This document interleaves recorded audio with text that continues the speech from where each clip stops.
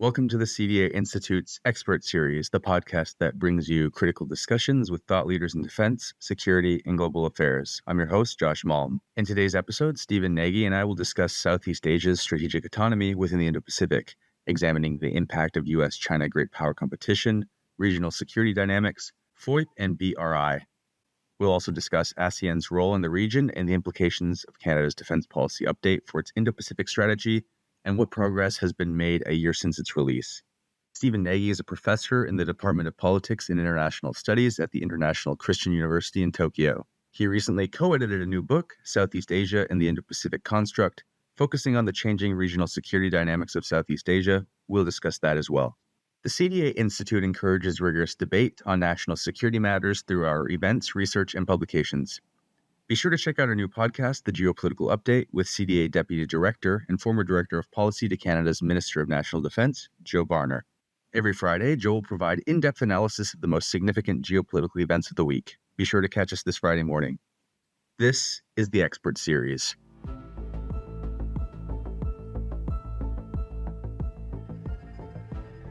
Stephen, great to see you, and thanks for making what I think is maybe your fifth or sixth Expert Series appearance. I think at this point you might have the most appearances on the program of anyone. We have lots to cover today. Your new book, Security Dynamics in the Indo-Pacific, and Canada's Indo-Pacific Strategy a year on. So why don't we get started with your book? Thanks, Josh. The book really focuses on Southeast Asia's heterogeneity. It focuses on Southeast Asia's pursuit for strategic autonomy, and it focuses on the different ways that Southeast Asian countries are engaging with extra-regional partners, whether it's Japan, whether it's China, whether it's the US, whether it's India. And, that three-pillar approach is trying to give readers a better sense that this region can't really be approached from a regional point of view. You actually have to look at it country by country by country to create an effective policy. What do the security dynamics look like in the region we call the Indo-Pacific right now, especially keeping in mind the Chinese-US great power competition that is having a huge influence on the region and individual countries in the Indo-Pacific? I think at the macro level or the global level, what we see is that the Ukrainian ambassador here in Japan calls them the cartel of chaos: China, Russia, Iran, and North Korea, and you may want to throw in Hamas. But they're very much interested in rewriting the software of our international order and international institutions, where concepts such as democracy, human rights, development, transparency, and the rule of law really move away from a so-called Western-centric or US-centric view. Now, they want to do this, of course, because they want international institutions to be safe for authoritarian regimes.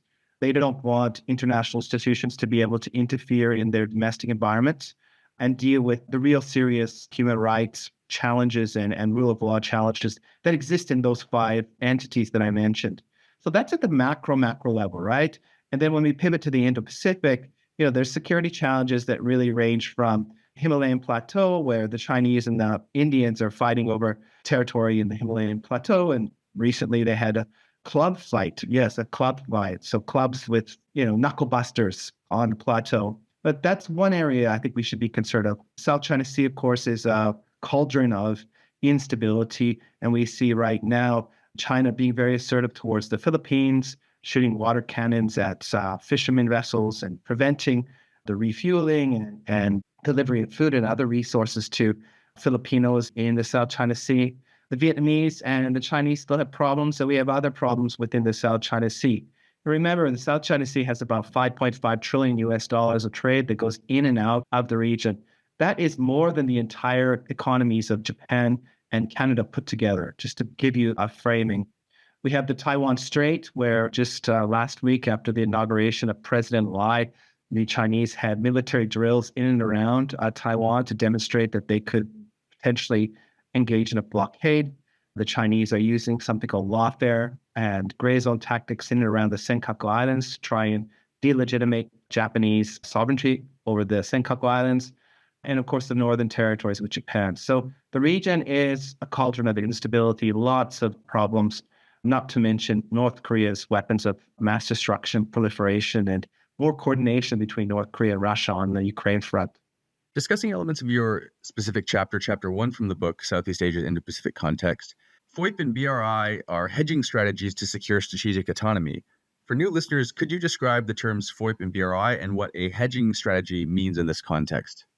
So Japan, under Prime Minister Abe, the late Prime Minister Abe, starting in 2013, put something out called the Free and Open Indo-Pacific Strategy or Vision. Now it's called a plan. And basically, it was an initiative to try and create a maritime order along the Indo-Pacific that focuses on rule of law, that focuses on shared norms, that focuses on infrastructure and connectivity, that focuses on trade, that focuses on a like-minded approach to how we deal with challenges in the region. The Belt Road Initiative is something that came out of China in 2013, and it's continued to evolve, but it is a mega infrastructure project that basically has one maritime pillar. They sometimes call it the Maritime Silk Road, and then five land corridors or land pillars, where China is funding the building of roads and bridges and railways to try and open up South Central Asia and South Asia to the Chinese market. The logic here is that if these countries are connected to the Chinese market, that they'll be able to trade. And what will happen is that Chinese will buy those products and the capital will return to those countries to help them develop. Now, these two projects, I guess the biggest distinguishing feature is that FOIP focuses on transparency, being environmentally green, being fiscally transparent and free of geopolitics. The BRI focuses on a non-legalistic or non-legalistically binding approach to infrastructure cooperation. So basically, there's no rules to how we do it. Now, this means that BRI is quite attractive to other authoritarian regimes or regimes that are relatively corrupt. And FOIP is probably less attractive to those regimes because it has requirements for change of your government. So why do I call this a hedging strategy? Is that Southeast Asian countries, as I write in my chapter in this book, really are choosing both. It's not one or the other. Actually, they're doing both because they want to build their own capabilities so that they can balance the great power competition within the region. Let's look at Vietnam. Vietnam gets tons of investment from Japan. Japan's building infrastructure in this region. But back in January, the Vietnamese also agreed to BRI cooperation. So Vietnam is looking at both of these as important contributors to Vietnam's development to help Vietnam become more autonomous. If it chooses only the Chinese version, well, it's likely going to be more dependent on China. If it only chooses the Japanese version, it's going to be likely more dependent on the Japanese version. But by choosing both, hedging, they are giving themselves the maximum choice in terms of how they are engaging in international partners. And we see a similar pattern throughout the region. I'm wondering if we could speak a little bit more about FOIP and BRI. Are these two concepts compatible at all? Well, I think they potentially could be. Back in before 2019, before the world was turned upside down by COVID-19, Prime Minister Abe visited Xi Jinping in Beijing, and they signed initially 55 infrastructure projects in third countries. And they didn't do this under the umbrella of FOIP. They didn't do this under the umbrella of BRI. They basically said that, well, we're going to find ways to cooperate in third countries. So maybe it's Thailand, maybe it's Myanmar, maybe another country. None of this has transpired, and this is because of the pandemic. And we've seen a real sharp turn to the right in terms of nationalism and competition. But there was a vision there by strong leaders that they could potentially cooperate. Right now, I think that window of cooperation is probably narrowed significantly because of the changing power dynamics within the region. And quite frankly, I think trust in China has evaporated and making it very difficult to cooperate with China. But I think we need to have creative ways to be thinking about how we can rebuild a degree of trust and cooperation with China, whether it's on infrastructure or development policy or other policies. We must have a line of communication and cooperation to ensure that we don't balkanize or bifurcate our international order into a China order or an order that's broadly managed by this cartel of chaos that I mentioned, and then the rest. I think this is very dangerous. And as a result, whether we're Canadian or Japanese or otherwise, we got to continue to find those opportunities to cooperate, as difficult as it is. How would you say China views the framing of the Indo-Pacific as a concept generally? Can you explain the idea of ASEAN centrality in the BRI and how China's position comes into play here? So I think the framing of the Indo-Pacific is something that the Chinese absolutely reject. And there's a couple of reasons for this. One, The Asia-Pacific framing puts China center in terms of region's integration process. It's something that, again, prioritizes China in the region's economic integration and other forms of integration, where the Indo-Pacific fundamentally changes that framing, where no longer China is the center of the regional integration project, rather it's the littoral states of the Indo-Pacific. And what that means is it gives those littoral states, whether it's the Southeast Asian countries, South Asian countries like India, Sri Lanka, etc., or Japan, Australia, and others, it gives them more say in terms of how the region is going to evolve, what kinds of economic rules, what kinds of norms. And this is something the Chinese do not want. They want to be at the table, not on the menu when it comes to rule making and norm making within this broader Indo-Pacific region. And the framing of the Indo-Pacific really decentralizes China. It means that they have to cooperate with other countries as equals rather than as a superior. And this is really difficult, I think, from the Chinese standpoint. Now, the Indo-Pacific framing, I think, superficially does place ASEAN centrality at its core. And what that basically means is that we go through a consensus-based decision-making process in terms of how all decisions are made. That means everybody must agree how we do something or nothing happens. The ASEAN centrality also means that things are non-binding, which means that they don't have to agree on everything. And really, I think that ASEAN centrality means that as we think about the Indo-Pacific, we're thinking about the Indo-Pacific as being a construct that's not about security, but it's about development, cooperation, infrastructure and connectivity, trade. And I think growingly, the idea of economic security is really, really important. And, we should be mindful. ASEAN was founded almost 60 years ago, 70 years ago, with the mindset that it needed to balance the great power competition between the Soviet Union and the United States, and arguably China. And it used its 10-country membership to balance the size of those larger countries. And I think the logic remains today the same, that if ASEAN members, each of those individual Southeast Asian countries, have to go alone, they're too small to negotiate our international order with big countries like China, Russia, the United States, India. To what extent do you think Canada's Indo-Pacific strategy has been effective so far in achieving some of its stated objectives? Can you also discuss if there has been any measurable progress following the release of the strategy? Well, Josh, I travel a lot through the region and I listen to government representatives and think tanks from Korea to Vietnam to Australia. And this is my takeaways. Sometimes there's no questions about our Indo-Pacific strategy, which suggests that it doesn't have an impact. Sometimes I hear comments that what is Canada doing? It's very schizophrenic. On the one hand, it talks about engaging with China. On the other hand, it disparages China. In other capitals, they say, you know what, the currency of the region is no longer trade. It's about economic security and resilience. Where does Canada sit on this? Trade missions to the region are great, but we've already moved beyond trade. We're thinking about economic security and resilience because there is this challenge of the U.S.-China strategic competition, the bifurcation of the economy, technology, of trade rules. And we need to protect our economies and our societies. And that means we have to have economic security policy and resilience. They also ask, where's Canada in terms of providing reliable energy security as well as critical minerals? And can Canada be that reliable partner to the region? The region is not looking just to buy Canadian products. It's wondering what Canada can do to the region or for the region. So those are some takeaways that I often hear from countries within the region. They never ask about the progressive elements of our Indo-Pacific strategy. Never. They never ask about our engagement on indigenous issues in the region. Never. They do praise our innovative formulas for diplomacy. For example, cooperating with Taiwan, New Zealand, and Australia in the Pacific Islands on environmental policies. I think that's quite interesting. So there's mixed praise.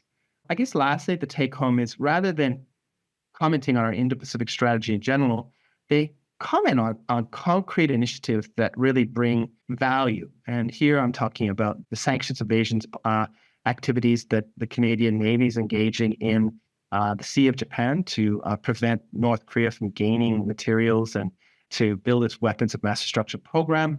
There's great praise for the illegal, unregulated, undocumented fishing activities that our Coast Guard's engaged in. We see there's great praise for, I think, Canada's engagement with Taiwan through our One China policy. So it's really mixed, but we don't hear a lot of direct praise about our Indo-Pacific strategy in general, but some of the concrete initiatives that have been thrown into our Indo-Pacific strategy. Our updated defense policy, Our North Strong and Free, came out a few months ago. To what extent does it support or propose to support our Indo Pacific strategy? If not explicitly, could it be used as a document to have Canada further engaged in the region? I think it's an important document that frames some of our defense priorities and where we should be investing our money in terms of securing a prosperous, free, and open Canada. So I think the Arctic is a growing area of concern for many countries.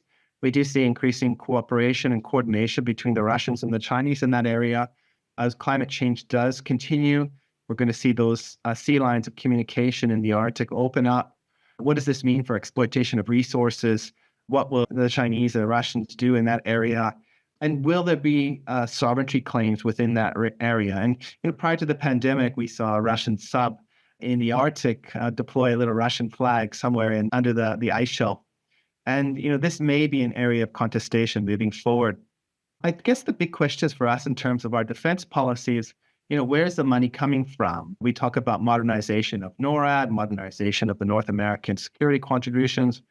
And then we've been donating a lot of money and resources to helping the Ukrainians fight against Russia. And then we've had defense cutbacks. So it appears that, we want to do more, we're investing more, but then we're cutting back at the same time. And from our partners and allies' point of view, this raises questions about, what are we doing? And it brings back that idea of schizophrenia. Just last week, I'm sure you saw it. There was a letter to our Prime Minister Trudeau, by senators in the United States saying, when are you going to start to meet your spending expectations for NATO? And, I think it was dismissed in the Canadian context, right, the political level in Canada. But these are the kinds of impressions that our allies and partners have, is that, not just one government, but many governments really haven't stepped up to the plate and met their security commitments. And this creates some challenges in terms of our Canadian credibility at the political level. Our bureaucrats are great. Our Defense Department, our Global Affairs Canada, there's some outstanding people in there. But ultimately, they serve the politicians, and the politicians right now, I think, have different priorities, which make it difficult for us to be a credible partner in many different areas. A prominent ongoing story in the news, and which is a security concern with Canada, is our relationship with India and China in the face of foreign interference. Big story from the past year was the murder of Hardeep Singh Nijjar, and then the ongoing foreign interference that has been alleged against China in our democratic processes and elections. So, Stephen, given that these two countries are part of the Indo-Pacific region broadly, how would you propose that we balance maintaining good diplomatic and trade relationships with these countries while also addressing these alleged interferences in our democratic processes and the security challenges that they pose? So I think that China and India are not the same country. There's different issues with regards to these two countries. I think on the China front, of course, China is a clear adversary of the United States, and Canada is seen as a weak link in America, and that if China can influence Canadian policies, it can make the United States weaker. So I think that it's in the interests of Canada to really think about who is our biggest trading partner, which country do we share most of our values with and institutions, which country, do we have family ties with? It's not insignificant that many Canadians have cousins and wives and husbands and kids in the United States. The United States is our closest partner. We share values, we share institutions, we share an interest. And as a result, we must prioritize that relationship. And we must realize that countries like China are going to do everything in their power to try and fracture and create a wedge between the United States and Canada. That means interfering in our politics. So I think that that is a really good starting point for us to be thinking about this relationship and how we need to coordinate our policies, not just with the United States, but with like-minded countries like South Korea, like Japan, Australia, political entities like Taiwan, to push back against political interference. At the same time, environmental cooperation is something that's in interest of everybody. We may not be able to do it at the national level, but as we saw last year, I think it was in Montreal, we had an environmental conference that went off quite well. So I think it's not a zero-sum approach, but we need to be very clear about this relationship. India, on the other side, is really curious. And I think that there's been many mistakes with regards to India over the past 10 years. And these mistakes are cumulative. And it's created problems in a relationship that I don't think should have problems. One of the most successful immigrant groups in Canada are those people that come from South Asia, India. They integrate well, they go to university, they learn the language, they contribute, they form businesses. They are one of the most successful groups. In terms of security issues, we have no security issues with India. Actually, they're an important partner. In terms of the market, it's a growing market, but it's not the same market as the Chinese market or the Southeast Asian market. It's a market that we need to work more on. And I don't know if you've followed, but Saskatchewan is going to put an office in India to begin trade between India and Saskatchewan. So India is this country that we should work with. We should have more complementary relations. However, I think at the political level, we have had some real differences. And of course, the assassination of Indian Canadian on Canadian soil is highly problematic. But as we try to rehabilitate this relationship, which actually I don't know if it's possible under our current government, we're going to have to think about how we can discuss these issues behind closed doors using diplomatic tools rather than making this a public fight, which it doesn't work very well with a country of 1.4 billion people. Canada is 40 million people. It's a rich, liberal society. Of course, it shares some values with India, but on the other hand, it is very, very different. And I think that we need to have a humble approach of how we deal with a country like India based on our size, based on our capabilities, and based on the clear understanding that our values are very different than our Indian counterparts. Stephen, I'm wondering if you have any final thoughts or wisdom you'd like to impart on our audience, which consists, keeping in mind, of policymakers, NGOs, government, and industry. Would you like to say a few more words about your book or share any other thoughts you have before we wrap up today's episode? So perhaps I'll try to link this. So the central themes of the new edited volume really is this idea that the region is heterogeneous, the region is seeking strategic autonomy, and that we need to look at each country individually in terms of how we are engaging in the region. The take home, I guess, for policymakers or people that are interested in the Indo-Pacific broadly is that we can't look at the Indo-Pacific through China or through India. We have to realize it's very integrated, but the integration is based on like a puzzle. There's lots of different pieces of the puzzle, and the puzzle comes together to form the Indo-Pacific. And as a result, as we think about our Canadian engagement in this region, we need to think about a sub-regional approach to the region. So, for example, Canada should work actively to engage with South Korea, Japan, and Taiwan. They are like-minded political entities and countries. They share a lot of shared interests.